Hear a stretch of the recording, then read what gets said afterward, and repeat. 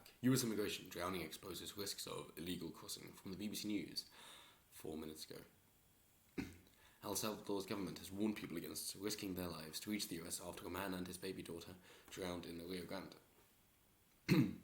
A photo of the body found face down in shallow water with the 23-month-old girl's arm around her father's neck have sparked condemnation.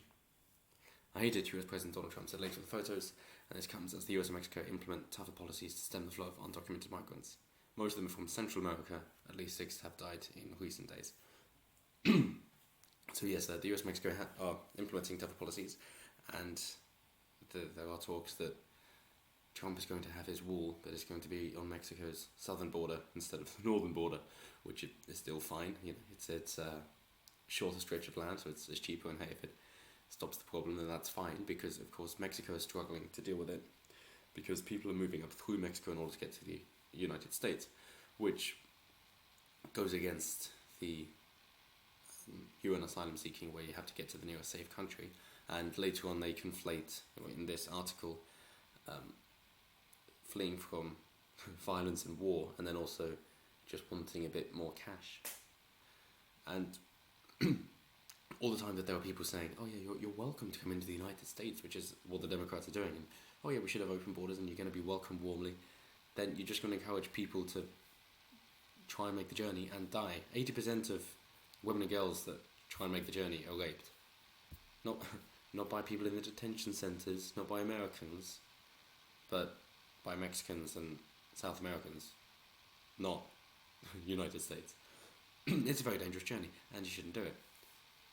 If things were made more strict and understood by people, and they had, okay, well, here's how you get into the United States, we're not going to waste our time with illegal immigrants and give you any indication that you're going to possibly become a naturalised citizen, and we're going to deport you if we find you, then people aren't going to make the journey. It's the same with Australia receiving migrants, that they decided to just turn the ships back, and so their rates drop significantly. It's like that's the best thing for the people, is to not encourage it. So if you want to help people do that. Similarly with, maybe it's good intentions, but they go on wrong. That Ocasio-Cortez, obviously with her photo op recently, looking sad, and that's unlikely considering it's a repeat from the photo op she did a little while ago. In fact, some of the photos look pretty much exactly the same. Like the last one was just a warm-up. And was she looking at an open door, essentially?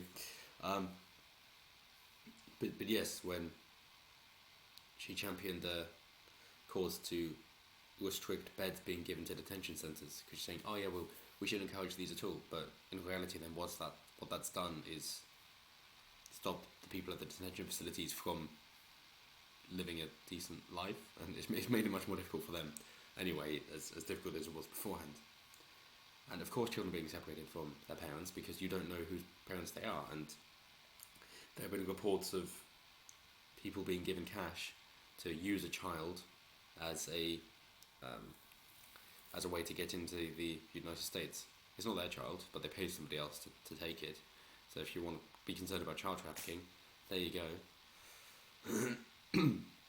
So yeah, many of the migrants say they're fleeing violence and poverty. Those are not nearly the same in Honduras, Guatemala and El Salvador, and plan to seek asylum in the US.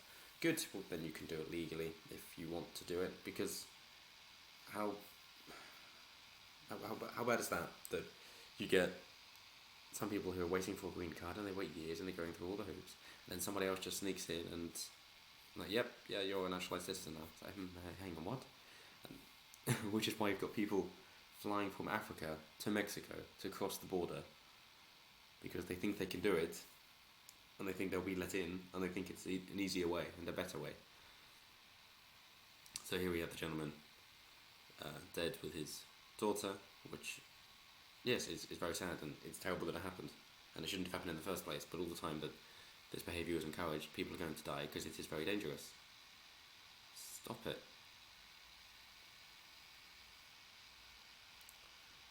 And say, I begged him not to go, but he wanted to scrape together money to build a home. Right, so an economic migrant, if you can even use that term. Salvador's Minister of Foreign Affairs, Alexandra Hill, has called on citizens to stop putting their lives at risk by trying to migrate illegally. Government said it will cover the expenses needed to bring back the 2 bodies and will provide necessary support to their relatives. That's nice. But yes, the initial bit, yes, exactly. Stop trying to migrate legally. Here are the fatalities on the US-Mexico border. In flux. Mexican President Andrés Manuel López Obrador also warned against making a perilous border journey, describing deaths as very regrettable. People are losing their lives in the desert or crossing the Rio Grande. We've always condemned it and we don't want it. Yes, people are dying from exposure in the deserts. In a statement, the Vatican said Pope Francis had seen the pictures. Oh yeah, he's very sad. Okay. But he does say who have lost their lives while seeking to flee war, okay, and misery. Again, they're very different. So, we're being attacked, we're coming under fire. I'm a bit sad.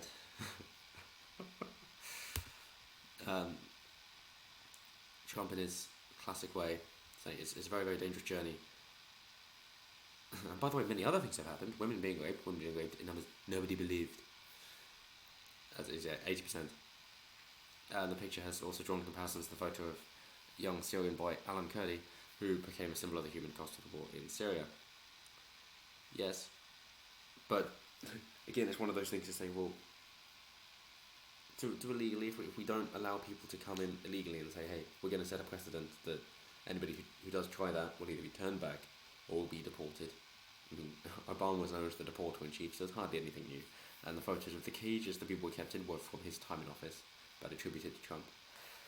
Which means it's just politicking, and they don't actually care about the people, they just want to look good. That's virtue signaling, and it's disgusting. Meanwhile, Democrats in the US House of Representatives approved $4.5 billion in humanitarian aid for the US-Mexico border.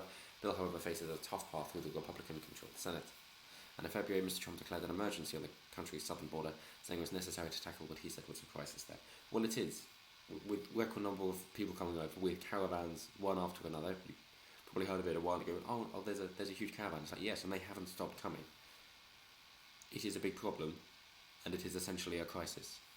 When you have the detention facilities being overcrowded and the court's ruling, well, you're not allowed to keep people here that long, therefore you're going to have to let them in and say, oh, okay, so now that you've stepped on US soil and you're claiming asylum, now we have to go through a really long process, and you better turn up to court. Oh, you're not turning up, and now we don't know where you are. Okay, well that was great, wasn't it? That wasn't a waste of time and money. No, not at all. But if you can stem the flow of migrants, then the detention facilities won't be overcrowded, and actually people can be dealt with in a swift and humane manner. Anyway, that's it for now. I'm intrigued to know what you guys have to say about it, and the similarities there are for America and the UK. Again, it seems to be the water that's the problem. But here you've got the Rio Grande, and of course for England you've got the 24 miles of English Channel, which would make for a really nice moat if we could use it properly. Anyway, that's it for now. Thanks very much. Have a good evening.